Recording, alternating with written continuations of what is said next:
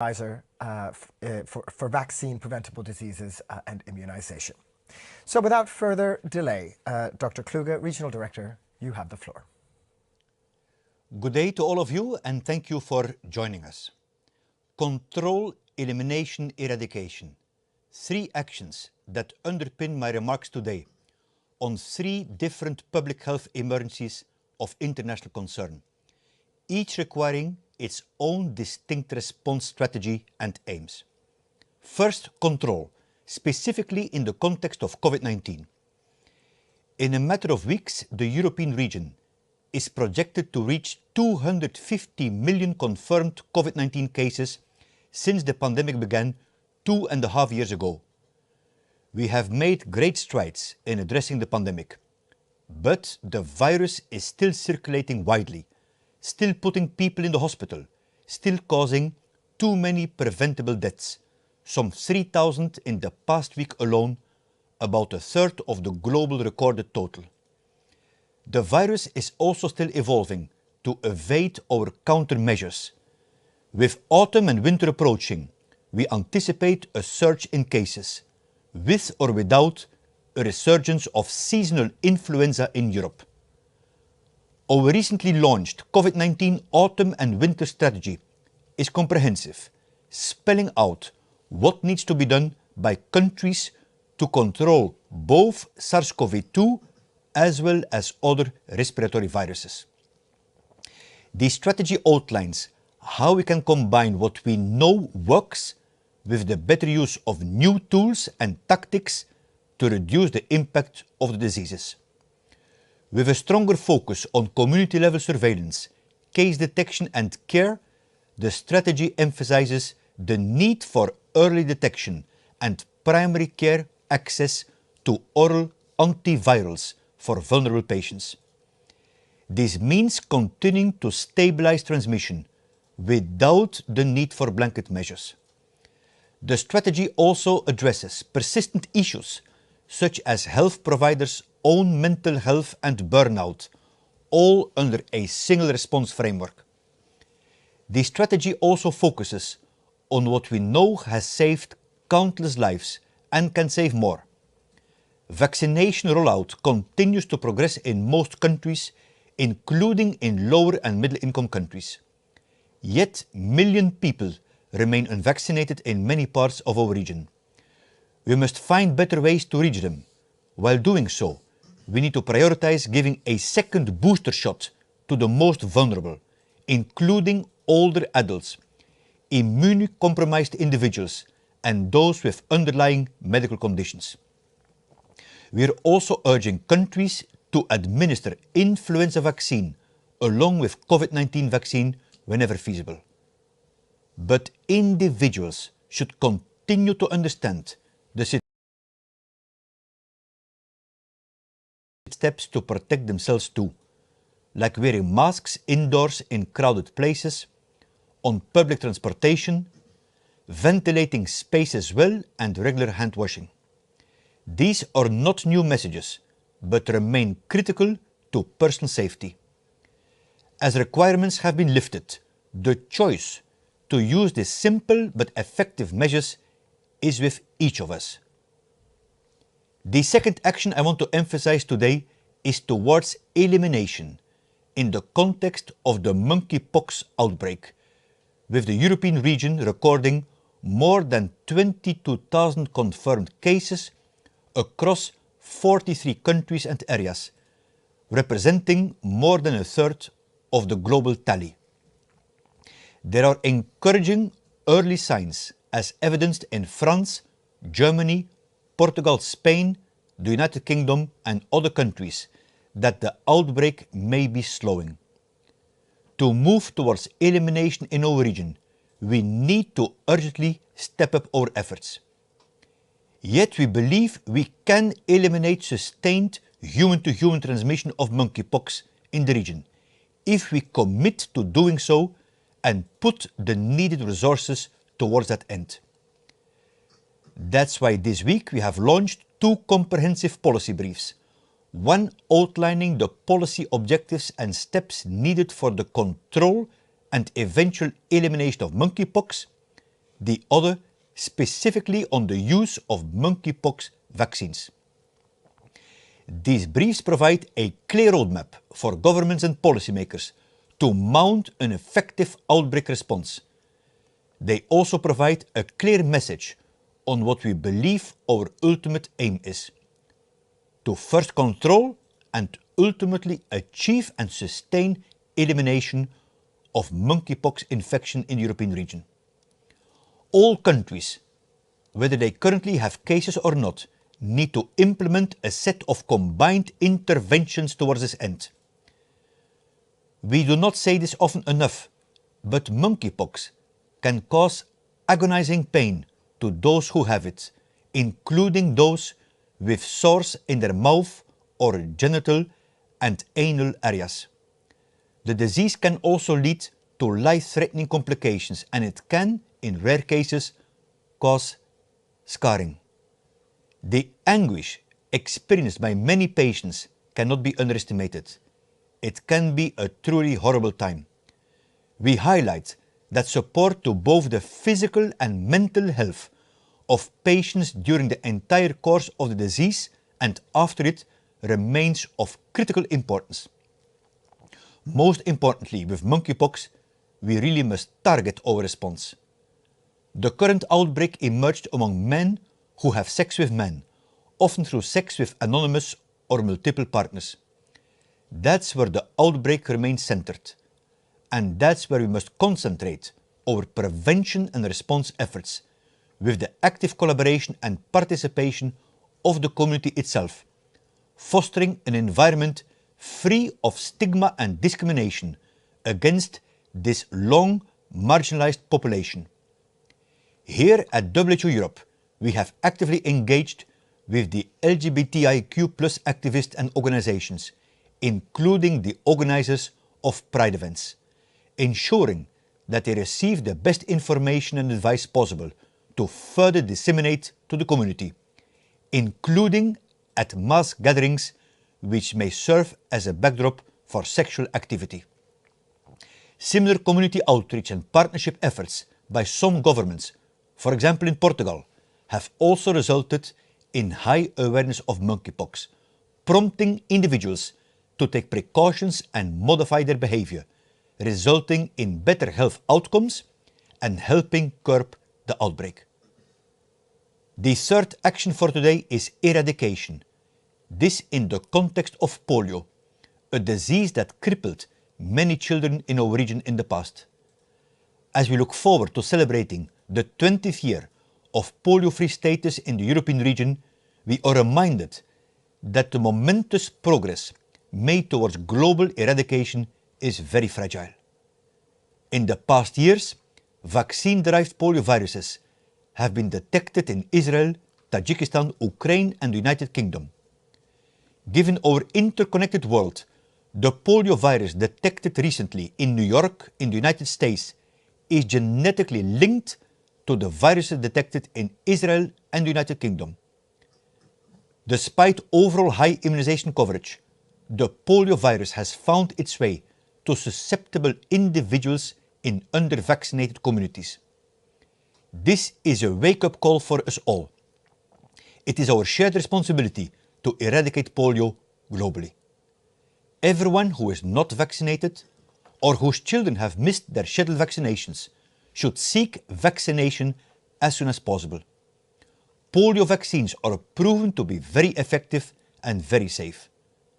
Polio, monkeypox, COVID-19, all of these have demonstrated repeatedly that a disease threat anywhere can quickly become a disease threat everywhere. A lesson we would indeed be foolish to ignore, all the more in the world of today. And with that, thank you for your attention and look forward to taking your questions. Thank you very much, Regional Director, for your opening remarks. We'll start the Q&A section of the press briefing now. As I said, if you'd like to raise your hands in the system, we will come to you. And we also have some questions that we've received in advance. I believe we're going to take a question on Ukraine first. Is that from Ed? Ed, if you're online and would like to ask the question, let me know. Otherwise, I'll ask it on your behalf. Yeah, thanks a lot, Banu. If I could just ask very quickly, is the WHO concerned specifically with COVID, as possible spread of COVID-19 in Ukraine this winter, given that the healthcare system there is already under extreme stress because of the war? Thank you very much, Ed. We'll go to the regional director first, and then to Dr. Smallwood. Thank you very much, Ed. So I myself have been 3 times this year already to Ukraine, including closer to the front line with the border of Belarus and the Russian Federation.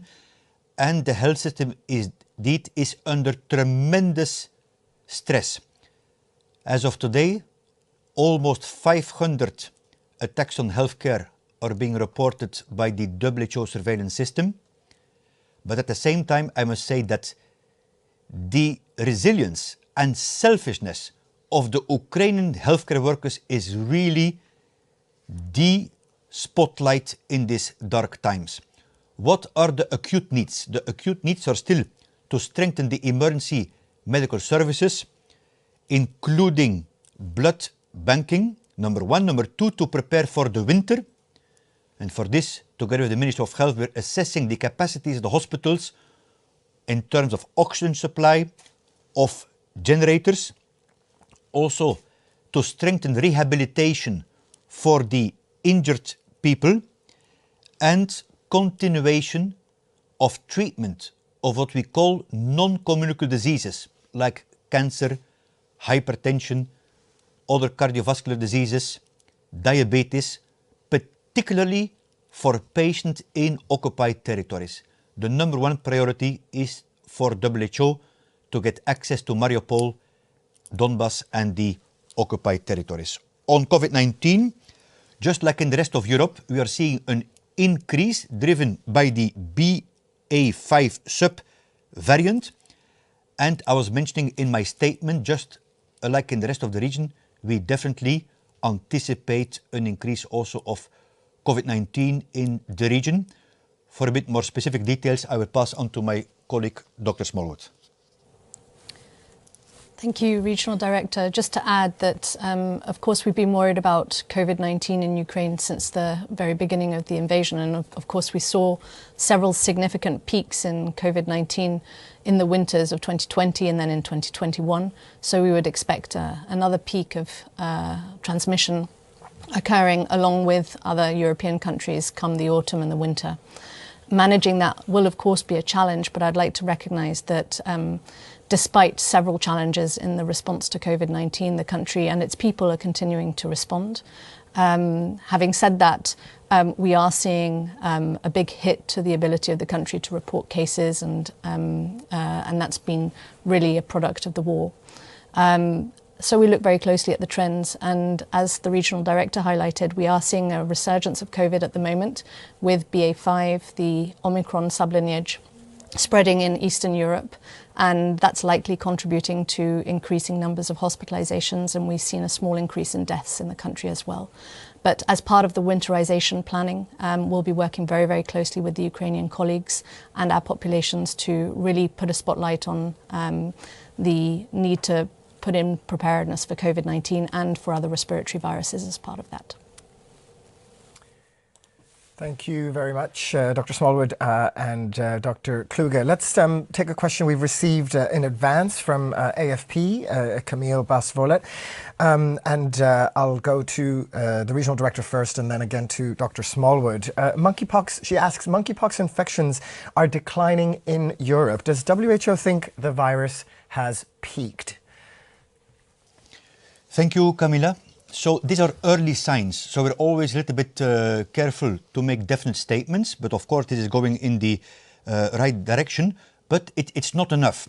As I was mentioning in the statement, we need the comprehensive measures, including disease surveillance, the contact tracing. The key issue, actually, which we learned also from the early days of transmission of HIV/AIDS, is that we are not going to eliminate the monkeypox outbreak without involvement of the communities. And that's why very early on, in fact, we're sitting here in the same room with the organizer of the European Pride events. and the director of the ECDC. We continue to engage with the LGBTQ+ community, and that we will continue to do. Often we look a little bit at the dark side. Let's look at the positive side, like Portugal, where Portugal, in the absence of a full-fledged vaccination campaign, did manage to curb the increase through behavioral change and engaging with the communities. Empower really trusted messengers to the community. The second one is the targeted use of the available vaccines and treatments. But again, for some more details, I will give to Dr. Smallwood. I think the regional director highlighted most of the important points. Just to add that we are now beginning to see across the region a week-on-week sustained decline, especially if we're looking at the onset of cases. But I would agree that we need to be quite cautious. But more importantly than that, I think we need to continue to really build on the momentum that has been built over the past several months. And the decline in the European region, particularly in countries that have the largest number of cases, has really been driven by this amazing engagement across the community, but with also these public health interventions that have really begun to take shape. And we need to strike while the iron is hot. And that's why we've really issued these 2 policy briefs with a very clear policy objective, which is elimination in the European region. We need to build on the momentum. We need to really take advantage of the fact that this is still high on the agenda, and we need to act quickly in order to really sustain the early successes that we're seeing. Thank you very much, both. Let's take a question from a live question now from Donato Mancini at the FT. Donato, please do ask your question. Hi, good morning. Thanks for the briefing and for taking my question. I have a somewhat technical question. You said that the poliovirus detected in UK, Israel, and US is genetically linked. Is this the first time this has been established as fact? Because I know it had been floated as a possibility, but officials were still very cautious about it. Is this new, in essence, is what I'm trying to ask you. Thank you. Great. Thanks very much, Donato. We'll go straight to our vaccines expert, Dr. Datta. The floor is yours. Thank you, Donato, for asking that question. As while we are having this press conference today, WHO Europe is engaged in a dialogue with the Ministry of Health in the UK, the Israel, and also the US. We yesterday had a global call where WHO Americas and WHO European region, together with headquarters, looked very closely into the virus tree that is evolving, most specifically into the technicalities of the virus that has been detected in the sewage in the UK, in Israel, and also in the US. What we can say to you at this point of time, while the discussion with the Ministry of Health will evolve, and we'll be very much glad to keep you and others posted on it, that the viruses that we have detected in the sewage in UK, Israel, and also in the US, they're genetically linked. But I think what we need to understand a bit better moving forward, what are the linkages around the cases. So epidemiological investigations will lead us to join the 2 dots. Viruses are genetically linked, but whether there had been any history of travel or any other linkages that we can find between the communities which are affected. I think let me also take this opportunity to link it what our regional director has mentioned. The detection of these viruses mean only one thing, that we have left our population somewhere under-vaccinated or unvaccinated. And I think that should be the call for all of us to look into. Let us vaccinate whom we did not vaccinate. And the virus is a good thermometer to tell us where the health system has left people behind. And while we are working on the genetic linkages for sure, I think we need to draw ourselves to the drawing board on getting people vaccinated, because this vaccine is very effective and very safe, as you have heard our regional director say. Thank you very much, Dr. Datta. I'll take a question now from Sarah Newey from the Daily Telegraph, who's written in the chat there. She's asking, what does the experience of the Southern Hemisphere with influenza tell us about what may hit the UK and Europe this winter? How big is the risk of a so-called double whammy of COVID and flu? It's been discussed for several years. Is this the year that fears are realised? Dr. Smallwood, if I can go to you for that, please. Thanks, Sarah. That's a really good question. And of course, we can't speak with any certainty because each region and each country has its own specificities. But we have looked quite closely at the flu season in the Southern Hemisphere, looking at countries such as Australia, where they saw quite an early and a sharp increase in influenza in the season that did contribute to some pressures. Also in Latin America, we saw some pressures on health systems. And of course, what we need to look at is the fact that some of the population groups that are at risk of more severe disease when it comes to influenza are different from those when we talk about COVID-19. So these are all things that we're taking into account, and these are incorporated into some of our modelling and our sort of speculative work looking at the season to come in Europe. We're also looking at joining up the responses as much as possible and integrating them. So looking at integrated respiratory virus surveillance, looking at joined up strategies for vaccination in the autumn, and perhaps my colleague Siddhartha would say more about that. But we don't know what's going to come. But what we do know is that it's likely that the preventive measures that have really kept seasonal flu at bay won't be in place in the same way that they were in 2020 and 2021. So there will likely be an interplay between the different viruses. It may not be a typical flu season. We might see an atypical, it might come early, it might come a shorter period, it might come later on. So we need to be really agile in our response and be ready to respond to any changes in the virus circulation.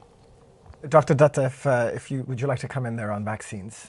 Sure, thank you so much. And I think just building on what Katie mentioned, we all know what are the interventions needed for both COVID-19, influenza, and others. I think it's important that we make use of them. And I think the point that Katie was mentioning, that vaccination will definitely play a big role in the upcoming flu season. We all are aware that influenza leads us, the vulnerable population groups, to the healthcare, overwhelming the healthcare system because they will end up in the hospital. They can also end up in the ICUs. So I think if we can make effective use of the available vaccines, that would be coming. But also, as you have heard our regional director mention, we need to make use of the COVID-19 platform for effectively using these influenza vaccines whenever it is feasible and whenever it is available with us. So I think let us be prepared using better or most for the intervention tools that we have on our hand, and vaccination is one of them. Thank you very much, Dr. Datta. I see Sarah has just a quick follow-up question for each of you, Dr. Smallwood and Dr. Datta. Dr. Smallwood, Sarah's wondering about the modelling, if you can say anything about the modelling that you mentioned on flu and COVID. And on polio, Dr. Datta, how significant is it that the samples from sewage are genetically linked? Was this a surprise? Does it suggest that all cases came from a common source? Let me just clarify on the modelling that it's mostly focused on the transmission scenarios for SARS-CoV-2, together with different interventions that would be put in place in order to control the pandemic. Those are available in the autumn strategy that we published in July, and they come from different institutions. We looked at 3 separate models and brought them together, and they influenced the way that some of our recommendations were defined, and we can share that with you in due course. Thank you so much, Sarah, for asking that question. Let me clarify one thing, that when we are telling when we say there are genetically linked viruses, we haven't seen any case of paralysis in the UK. We have seen the virus being detected in sewage. And when we find this environmental surveillance, as we say, when we detect virus in sewage, and the sewage in, say, for example, these cases, this sewage has been detected in London, Greater London area.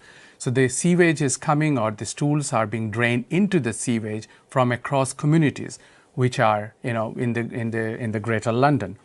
So because we haven't seen any case in the community, which means that the characteristic of this population group, which is draining into the sewage, need to be looked into very closely.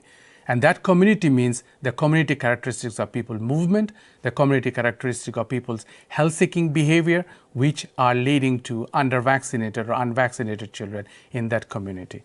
While the genetic linkage in the virus is ongoing, as I have mentioned earlier, we now need to look into the wider epidemiological investigation of the community, the individuals, and the children who are affected.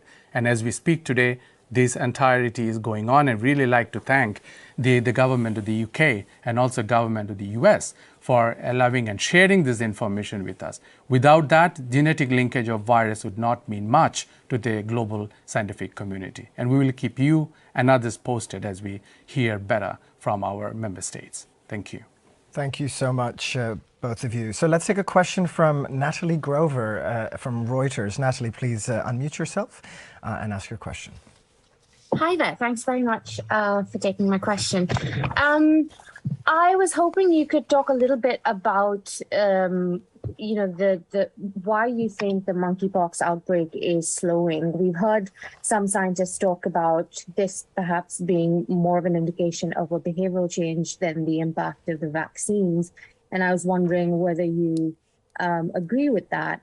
And secondly, how things are in terms of the supply situation. We know that there's been a supply crunch, and of course there are other plans to stretch out doses. But just wondering when those actions are going to be started and how we should think about supply in the near to medium term. Thanks.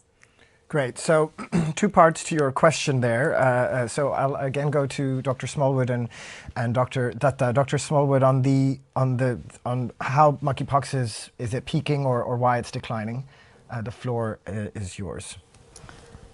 Thanks for that question. And absolutely, it's going to be very difficult to really pinpoint behavioral change as the purpose for the reason for this decline. However, what leads us to think that that's certainly playing a role is up until recently, and still in many countries, the absence of vaccine supply. And the time that it takes to both organize and deploy the vaccine, and then for the vaccine to take effect. So what we're seeing in terms of the epidemiologic picture, we must always remember, based on the incubation period of the disease, is a little bit what was happening in the past. And we have seen a week-on-week 4 or 5 countries that are seeing the largest number of cases. And the reasons for that are probably a variety of reasons. Earlier detection, which leads to patients isolating themselves sooner when they know that they have the disease. Behavioral changes. We do have some pretty good anecdotal evidence that people are, particularly men who have sex with men who are in particular risk groups, are much more informed about the disease, and there's ample evidence on the ground of extensive work going on at the community level with very, very strong engagement from civil society organizations and very, very strong engagement from the at-risk populations themselves, which really leads us to believe that behavior change, at least for the moment, is contributing very significantly to that. But we, as we've said, we need to build on that, and we need to absolutely do more. So there's not going to be one silver bullet here. There's going to be a range of imperfect interventions that need to be layered one on top of the other. And we firmly believe that if we continue to do that, we will be able to sustain this decline. Thank you very much, Dr. Smallwood. Dr. Datta, on vaccine supplies. Yeah, thank you so much, Natalie, for asking that question. And I think it builds upon what both our regional director and Katie has mentioned. Vaccination alone is not the only tool which will help us to interrupt the human-to-human transmission and thereby eliminate monkeypox in the WHO European region. Vaccination is only one of those tools. And when we talk about vaccines and vaccination, we are all aware the recent scarcity in the global supply. That also has hit the European region. But I think it's important that we first of all, I think we need to acknowledge the research and development that has happened, not today, but it has been across so many years that we were preparing ourselves for the smallpox and monkeypox vaccine. We also need to acknowledge that because of those research and development efforts, the global community could be provided with an additional tool in the toolkit to control the monkeypox outbreak. What the research and development is also ongoing in terms of using the scarce resources to its better potential to have a bigger impact. One of those strategies which is being outlined is to direct the vaccine to the highest of the risk within the high-risk community. So better use the available resources. That's number one. Number two, within the vaccine dosing is another research and innovation that is being done, whether we use a full subcutaneous or an intradermal vaccine, and I think this is another innovation that has been done. What these vaccines and the other intervention tool in monkeypox is teaching us, as a global community, we cannot be static. We need to look around what are the different measures that can give you much better impact to the interventions, and we tailor as we go along. Like Katie has mentioned, it could be imperfect, but I think we have to make use of the available resources more perfectly within this imperfect world. And I think thereby we'll be reaching somewhere much better impact to the vulnerable population group who are disproportionately affected by these diseases. Thank you. Thank you, Dr. Datta. So we're just going to move a question now on COVID, and I'm going to be going to the regional director and then to Katie. This is also from AFP, and they're asking what can be expected this autumn when it comes to COVID-19, and will you be recommending a second booster shot for every adult? Regional director, would you like to start? Yes, nice to have you again, Camille. So what I see was happening in the region and globally is that people stabilize their lives without actually stabilizing the pandemic. And I fully acknowledge that politically it's very tough to promote measures to a tired and sometimes resistant population. But yes, we do anticipate a surge in autumn and winter, hence that the winter and autumn strategy in the COVID-19 was launched as early in mid-July, not to wait till the autumn, but to do a number of things to minimize such a surge. And the individual measures I mentioned in my statement, but definitely it's recommended to have a second booster in the risk groups, like the elderly people, the people who are immunocompromised, the healthcare workers, the social workers, who can definitely benefit and should benefit from a second booster, together with targeting the use of antivirals to keep people off the ventilators and avoid that the hospitals and the intensive care units are being overwhelmed. Because I would like to make a pitch here again for our healthcare workers who have not had a break in the last 2 years and a half, particularly those who are also helping Ukraine refugees in neighboring countries of Ukraine and in Ukraine. And that's also a very important element that the COVID-19 winter and autumn strategy dealt with, these persistent system issues of, for example, shortage of healthcare workers and burnout. Thank you very much, Regional Director. Dr. Smallwood, perhaps you want to address some of the scenarios for the autumn season. Yes, so as I said before, what we're expecting to see in the autumn and winter periods coming up in the European region is one or more waves of increased SARS-CoV-2 activity in the region, with or without the presence of additional waves of other respiratory viruses such as influenza. But not only influenza, we've seen throughout the past couple of years that other viruses have also taken advantage of the changes in the epidemiology in the region, and we've seen that with RSV, for example, as well. In terms of SARS-CoV-2, we continue to see very rapid evolution of the virus itself. So, and those have coincided very much with the new waves that we've seen in the region, and those have spread from one part of the region to another. So these are the types of scenarios that we will expect to see. In terms of the impact of these waves of activity of the virus, given the much higher population immunity that we have at the regional level, overall we won't see the level of public health impact that we saw in early 2020 when we had not had the benefit of widespread vaccination. However, as I'm sure Siddhartha would note, there remain significant parts and populations, both within the region and within specific countries, where vaccine uptake has not been sufficient, and that's where we would likely see the higher morbidity and mortality associated with these waves. And so a lot of attention needs to go on really bringing up that level of primary vaccination at the population level.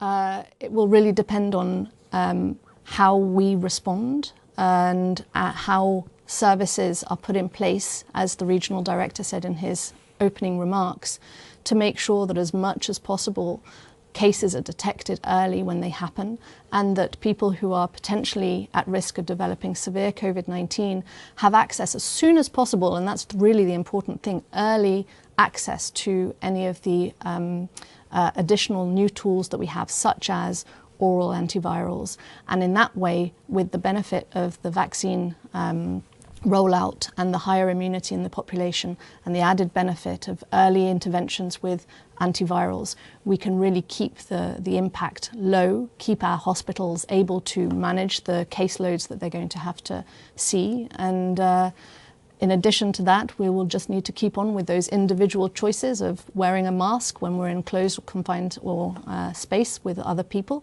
keeping ventilation high. And these are all proven interventions that we may not see as highly technological, but they're cheap, they're simple, and they have an effect. And that's how we can keep the cases low. Thank you very much, Dr. Smallwood.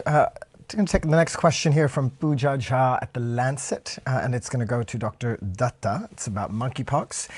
There isn't enough evidence, she says, that intradermal administration of monkeypox vaccine works. So how confident is WHO that the monkeypox intradermal vaccination campaign is going to work in Europe? Thank you so much, Pooja, for asking that very pertinent question, more so when we have scarcity of the vaccine supply, as we have discussed in the last question. But before I answer your question, I really want to reiterate again that vaccination is an important tool against monkeypox, but it is not the only tool. And we have heard from our regional director that it has to be a comprehensive measure and response by everybody involved. It's a shared responsibility for us to make use of the available interventions and tools that we have. So now coming back to your question, I think let me also outline a couple of elements here. When we talk about intradermal administration of a vaccine, this is not a new intervention. We have used and we are using intradermal administration of vaccine for BCG, the TB vaccine, but also the healthcare professionals also had been using tuberculin test as an intradermal mode of administration. The topic now comes around evidence of the intradermal administration of monkeypox vaccine. Both US FDA and the European medicine agencies, when they have authorized the use of this vaccine for smallpox and monkeypox to be used as an intradermal administration for monkeypox, they have looked into the 2015 published data which outlined that if you use an intradermal administration, which is a lower quantity of antigen to be used, they are equally effective, or to produce an immune response when you do it with a subcutaneous route. So I think it can be pertinently inferred that the intradermal administration has got quite a great potential to increase the impact of this SARS vaccine that we have at this point of time. But I think the other point is having a vaccine and deciding on the route of administration also includes whether my healthcare professional is capable to give this vaccine. I think intradermal administration of vaccines will require training, because not all healthcare workers these days the BCG vaccine, which is given intradermal, is not used in several countries. So we also need to focus on capacity building of the healthcare professionals who can provide these technical, operational, pragmatic issues that member states need to consider, and one of them is linked to the training of the healthcare professionals. The third, obviously the most important, another important element would be availability of appropriate syringes in the countries to provide these vaccine through an intradermal injection. So I think it's a comprehensive, again, using all these different elements which our policy brief has already outlined. Thank you. Thank you very much. And we're almost getting to the end, but Regional Director, I'd like to come to you towards the end here. And perhaps I could ask you to reflect on your own experiences in the past with HIV and stigmatization of the affected populations, and now in the context of monkeypox. Have things really changed? How can we push governments and health agencies to do more to reduce stigma? I would say it's the single biggest threat that we see, whether it's elimination of monkeypox or several other diseases, particularly if we're dealing with key populations such as people injecting drugs, men having sex with men, sex workers, transgender, but also prisoners and migrants and their sexual partners. So it's a whole of society approach. And of course I'm concerned if I see in some of the countries, whether it's west or east in the region, that government policies are being implemented which restrict policies which are conducive for target populations to step forward. Actually, I was discussing this the first week of August during my official mission with Dr. Anthony Fauci, who, as you know, in fact, is a great specialist, particularly in the field of HIV/AIDS prevention and control, when we're reflecting how lessons learned from the early days of HIV transmission apply to the monkeypox, and community engagement and avoiding stigma and discrimination so that people don't go underground is overall the biggest threat we have to attack in line with the human rights instruments that are adopted by all member states. And finally, a word of appeal to all of us commonly to continue to support the healthcare workers, because several of our hospitals, health systems will be strained at some point in time again during the autumn and the winter, and to continue to support our healthcare workers and their families is crucial, because there is no health without health workers. I thank you very much and I wish you a strong health. Thank you very much, Regional Director. So before closing the press briefing today, let me just quickly remind everyone about WHO Europe's upcoming Regional Committee meeting, which takes place in Tel Aviv between 12th and 14th of September, with a press conference planned on the final day, the 14th. As the Regional Director has mentioned, this is the first in-person meeting of member states in our region since the pandemic began, so there is understandably a lot on the agenda. Journalists are very welcome to attend many of the sessions virtually and, of course, join the press conference. Please reach out to us by emailing eupress@who.int for more information. And on that note, let me close today's press